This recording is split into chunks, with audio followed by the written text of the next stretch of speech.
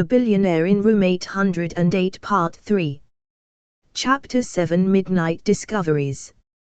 Capri slept differently at night. It wasn't quiet, not exactly. It breathed. The sea whispered against stone. A distant owl called once, then fell silent. Wind traced its fingers through the olive trees on the hillside. But even nature moved like it knew it shouldn't disturb what lived on the cliffs. Inside Luca's villa, the stillness was deeper. Heavy. Lead. As if the walls had learned to hold their breath. Layla couldn't sleep. She tried.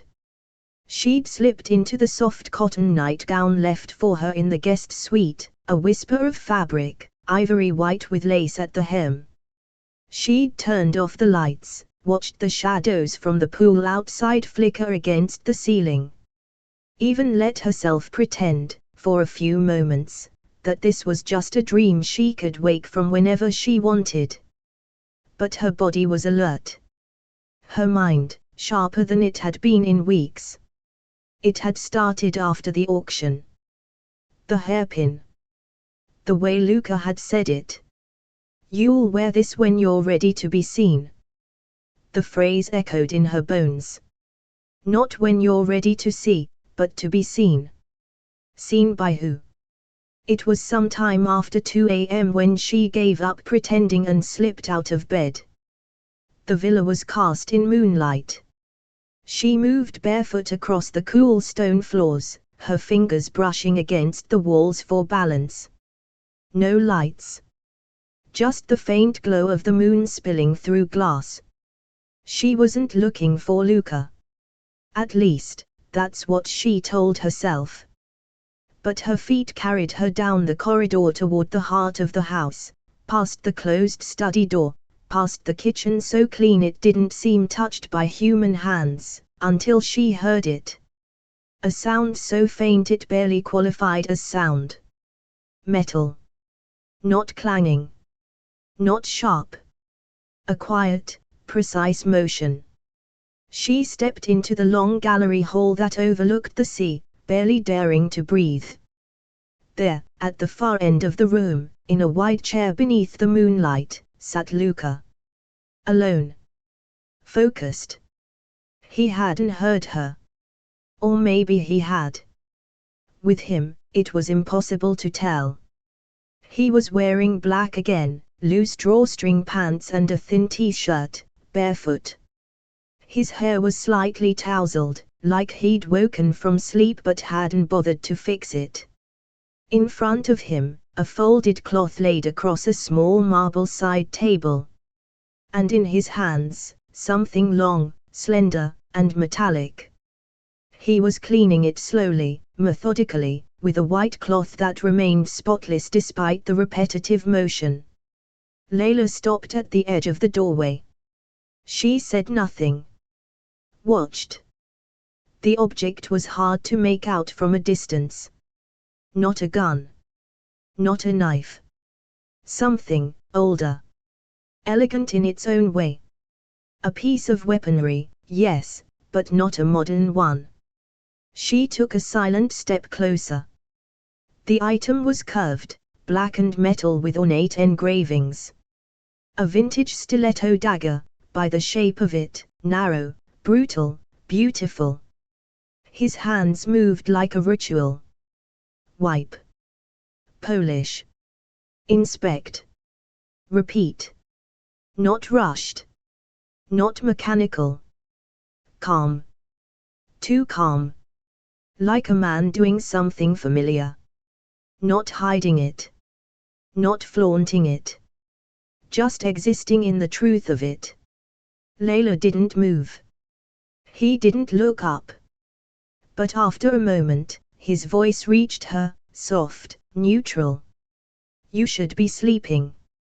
She hesitated. "I could say the same to you." He paused his motion.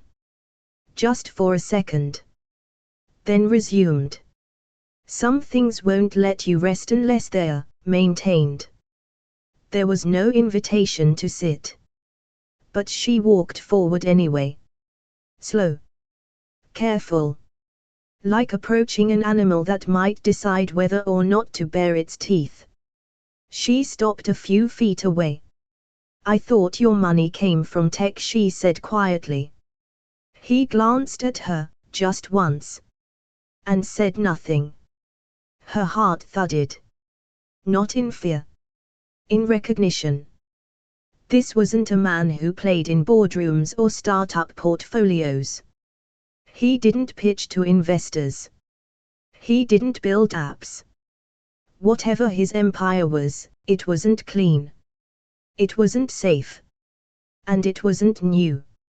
You're not what you pretend to be, she said, her voice nearly a whisper. He tilted his head slightly, still polishing. Neither are you. Layla looked down. The dagger gleamed now, catching the moonlight in its etched patterns. The design looked ancient, maybe Sicilian. Maybe ceremonial. What is that?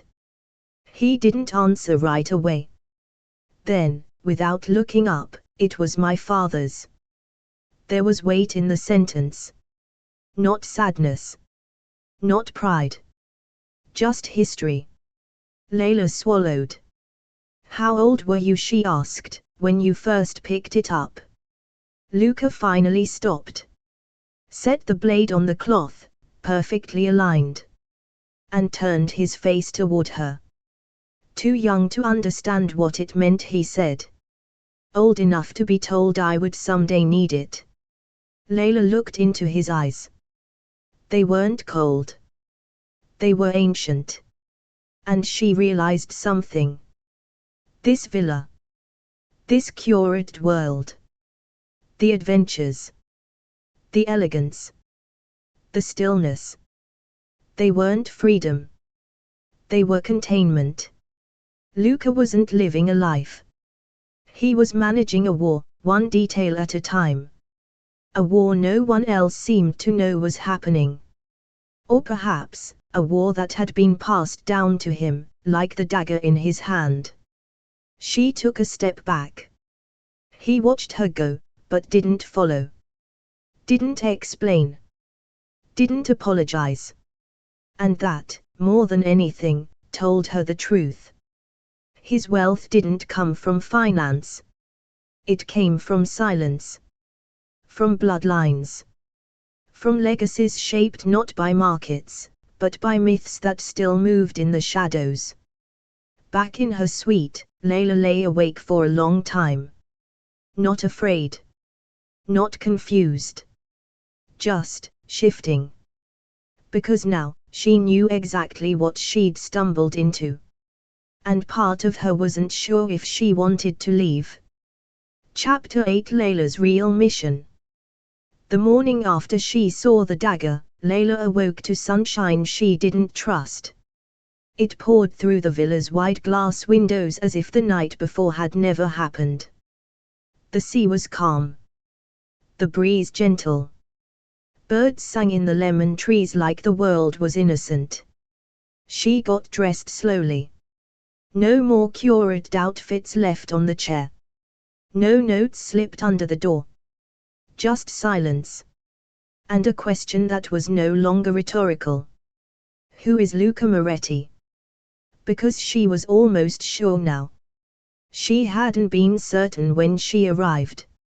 She wasn't even certain when they danced beneath cathedral arches and watched billionaires bid on artifacts no museum would ever claim. But the way he held that dagger. That quiet ritual of control. The name she'd been chasing, a ghost from a forgotten legacy, someone whose existence was wrapped in rumor and redacted reports, it no longer felt like theory. It felt like a man who had let her sit across from him in candlelight and dared her to notice. And she had. She waited until mid-morning to make her move. Luca had left early, according to the assistant in grey. Business, the woman said, offering no elaboration and no smile. He'll be gone for most of the day. Perfect.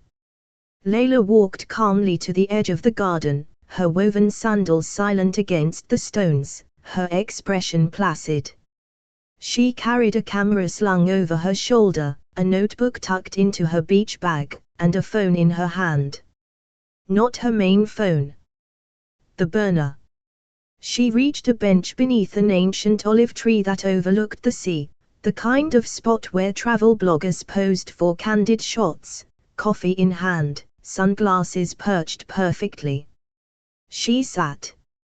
Waited 5 minutes. Then opened the phone. It powered on with a faint hum. No signal. Of course.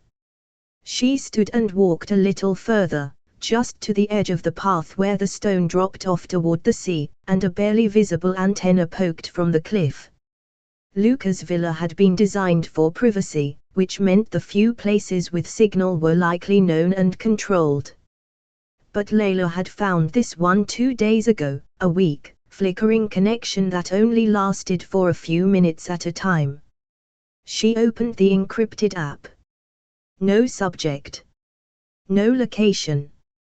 Just a field for text and a send button. She typed. Target located. Capri, Italy. Appears alive. Identity, likely confirmed. Request cross-verification. She paused. Considered. Then added. Possible, Luca Moretti. The name felt dangerous on the screen. She hesitated. Then typed one final line. He doesn't know. Yet. Send. The phone vibrated once. Then shut off automatically. Layla exhaled and looked back toward the villa. Still no movement. Still no sign of him. The sea crashed below, slow and patient. And with it came memory. It had started 6 months ago. After the fall. After the articles were discredited, her name dragged through the glittering gutters of internet outrage. After the networks dropped her, and her press credentials became a punchline. She had been 3 days from quitting journalism forever when the message came. Anonymous. Encrypted. 2 sentences. If you're still chasing real stories, I have one. Find the man the world buried and called a myth, Luca Moretti. There had been no sender, no source, no return channel. Just coordinates.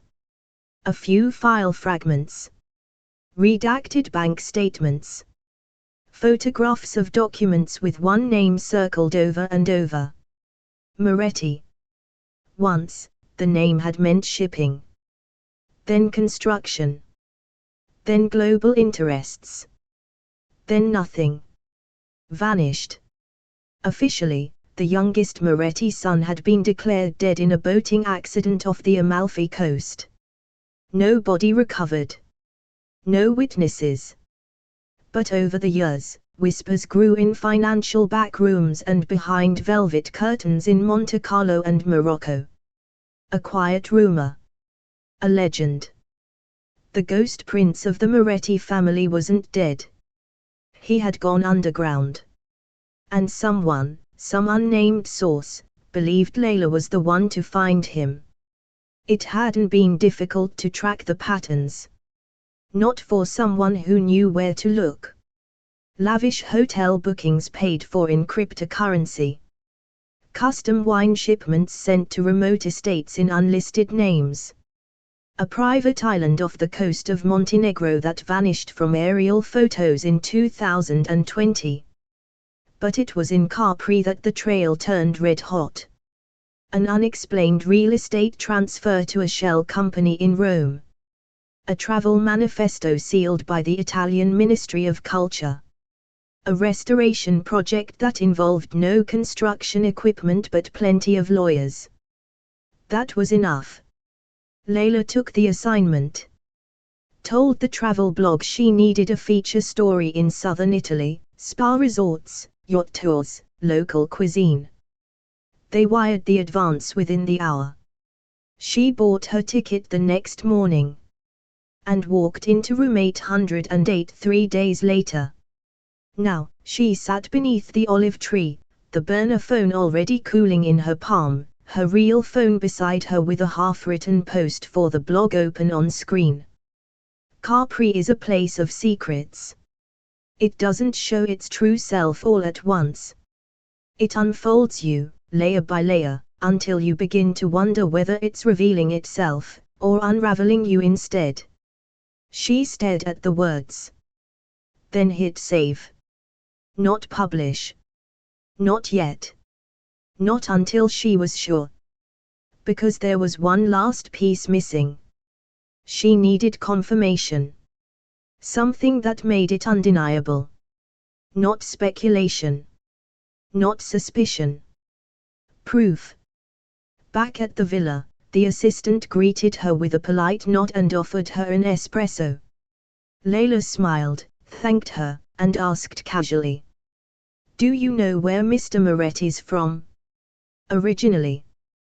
The woman blinked. Italy. Yes, but where in Italy? A pause.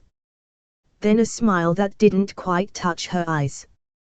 From where men learn to keep their shadows close. And with that, she walked away. Layla sat back, espresso untouched. The sun was higher now. The sea calm. The villa quiet. And somewhere, far away, a message was traveling through encrypted tunnels, to a place that didn't exist on paper. To someone who knew that Luca Moretti was not a ghost. Not anymore. And now that she had found him, she had to decide what to do with the truth. Chapter 9 The Woman in Red. The storm arrived without warning. It had been all sun and perfume in the morning, white wine, peaches, a terrace bathed in golden heat.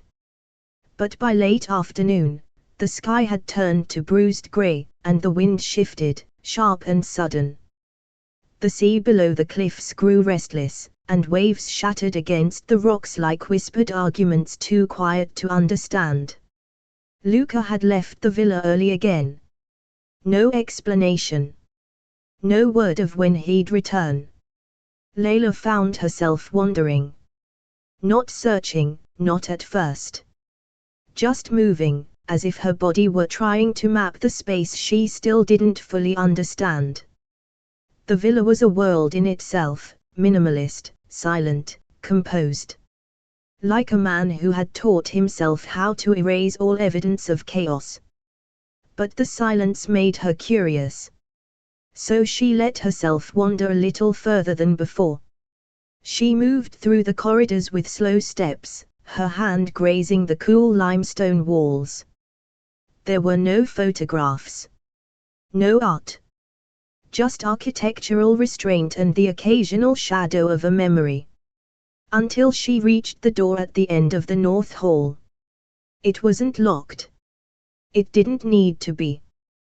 The moment she stepped inside, she knew this room was different. It wasn't grand. Or modern. It was soft.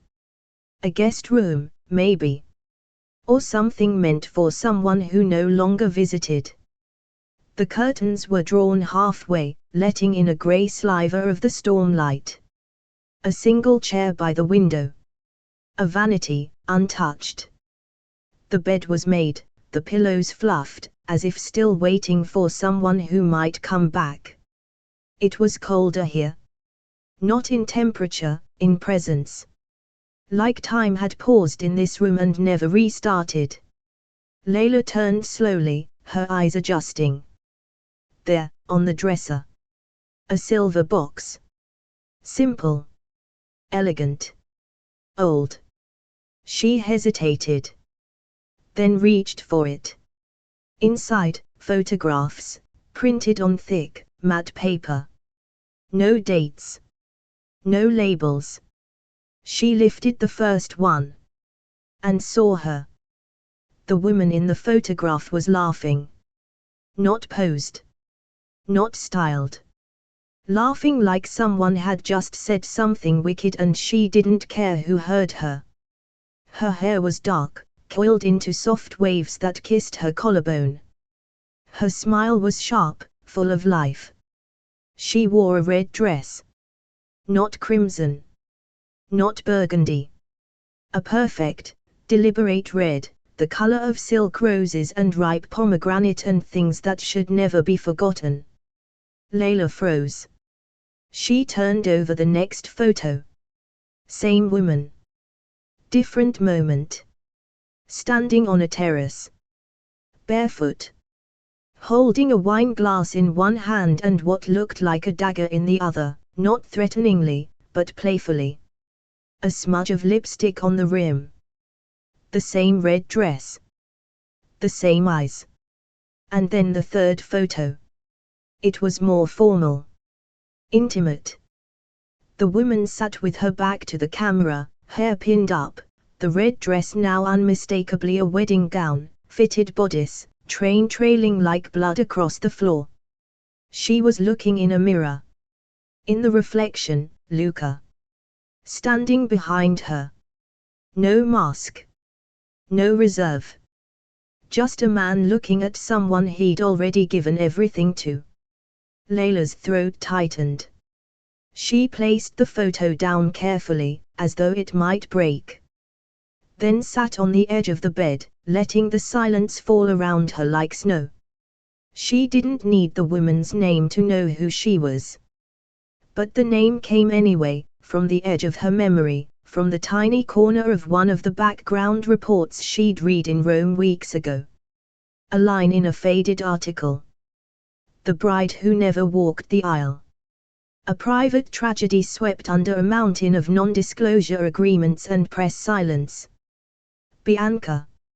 She said the name in her mind, slowly.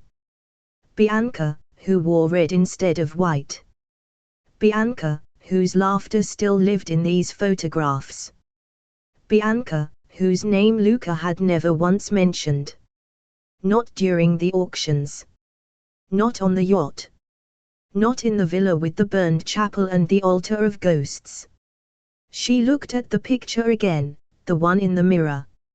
And wondered what had happened to her. Because if she had lived, Layla thought, Luca would have told her.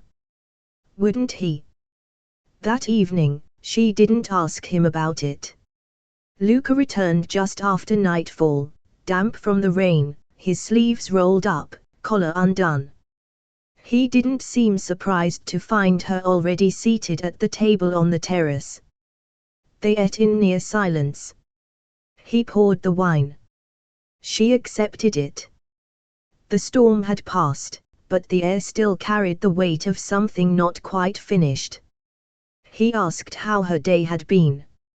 She said, quiet. He nodded. Didn't press. And so she didn't speak the name. Didn't mention the red dress. Or the silver box. Or the mirror where he once stood behind someone else. Because she could feel, with absolute clarity, that Bianca was not gone in the way people usually were. She had become a silence Luca lived inside. And Layla, for all her sharp edges and dangerous curiosity, wasn't ready to shatter that silence. Not yet. Later, when she returned to her suite, she slipped a note beneath the silver box on the dresser, just 2 words. She mattered. No signature. No question. Just a small act of recognition. The storm had ended, but Layla knew, she had just stepped into a room that wasn't meant for anyone else. And part of her, the part still pretending to be on assignment, wondered if this was the real reason she'd been brought here. Not to uncover secrets. But to replace something that could never truly be replaced. Chapter 10 The Real 808. The villa had corners that felt forbidden.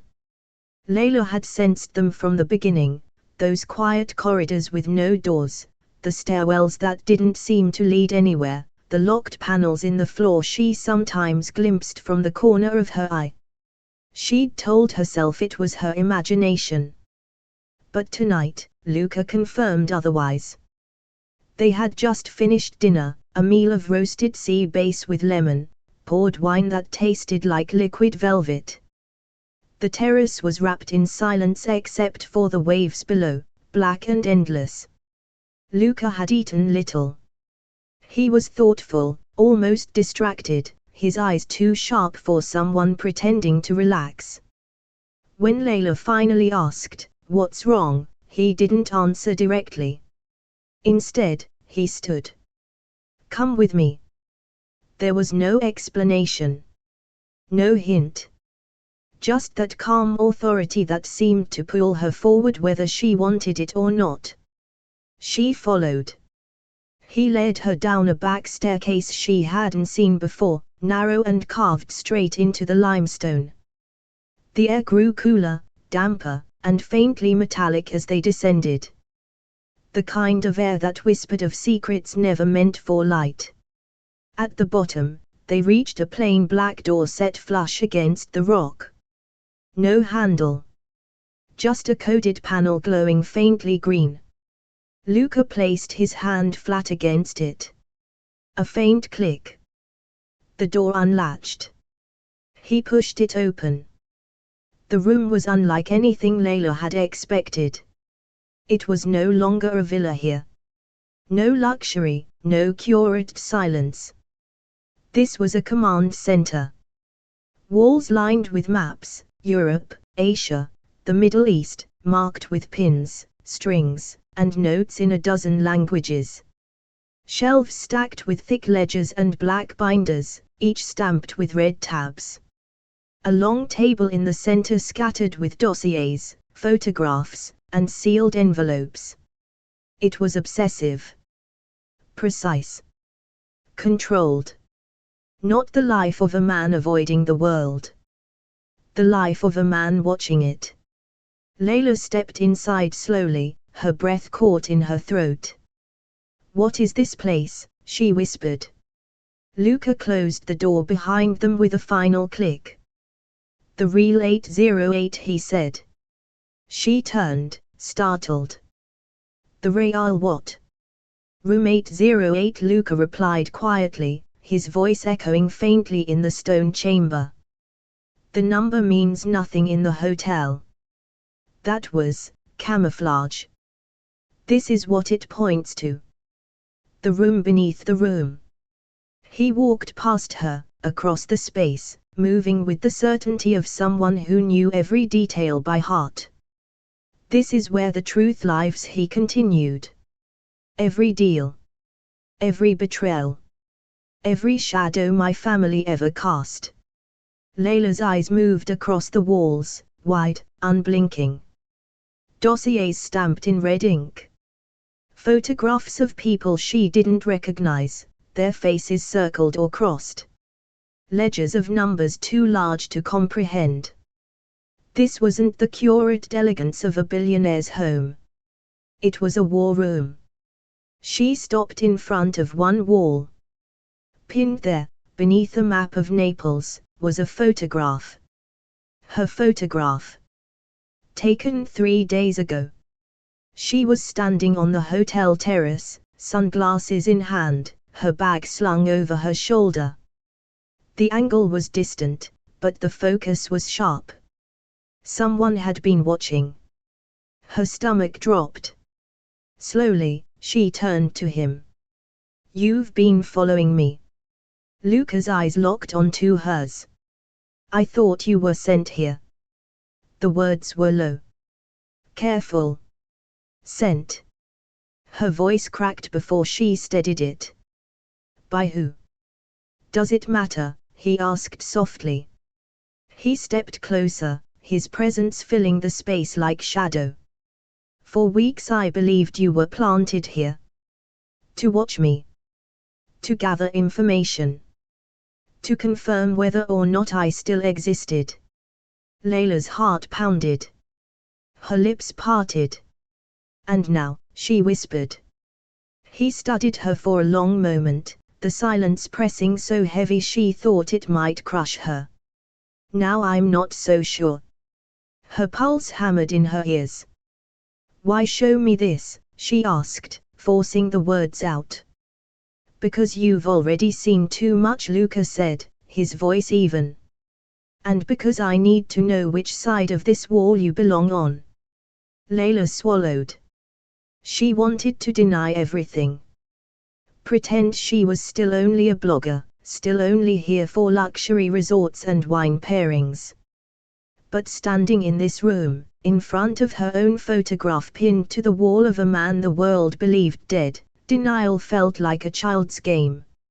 He stepped closer. Close enough that she could see the faint lines of fatigue beneath his eyes, the shadow of something ancient in the way he carried himself. Close enough that she realized this wasn't a man who simply had secrets. This was a man built from them. Tell me the truth, he said quietly. The air between them hung heavy, electric, charged. Layla's breath caught. Her truth sat on her tongue, sharp and dangerous. But the words refused to leave. Not yet. Instead, she turned back toward the wall. Toward her photograph. And for the first time, Layla felt what Luca must have felt every day of his life. Not freedom. Not wealth. Not power. But exposure.